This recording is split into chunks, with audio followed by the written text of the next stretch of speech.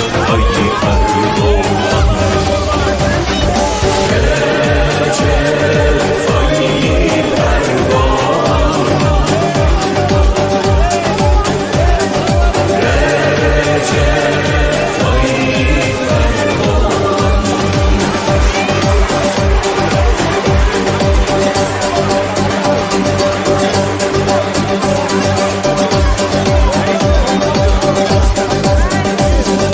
Halkın adamı, hakkın aşığı, o milyonların omuz ışığı. Mazlumlara sırdaş olan, gariplere yoldaş olan Recep Tayyip Erdoğan. Mazlumlara sırdaş olan, gariplere yoldaş olan Recep Tayyip Erdoğan.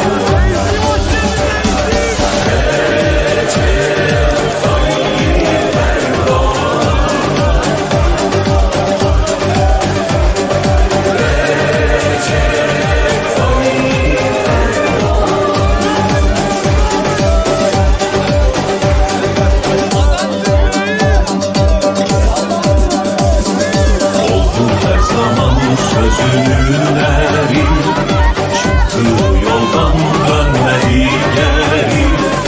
Kararlıdır davasında, anaların duasında Recep Tayyip Erdoğan. Kararlıdır davasında, anaların duasında Recep Tayyip Erdoğan.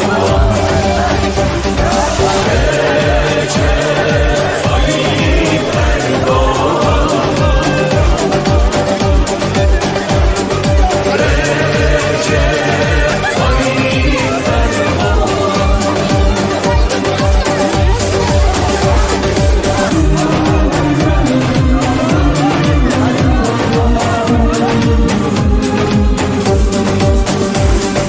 Sözü dost doğru yoktur riyası, zalimlerin korkulu rüyası.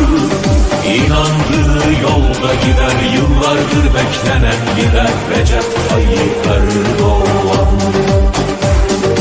İnandığı yolda gider, yıllardır beklenen lider Recep Tayyip Erdoğan.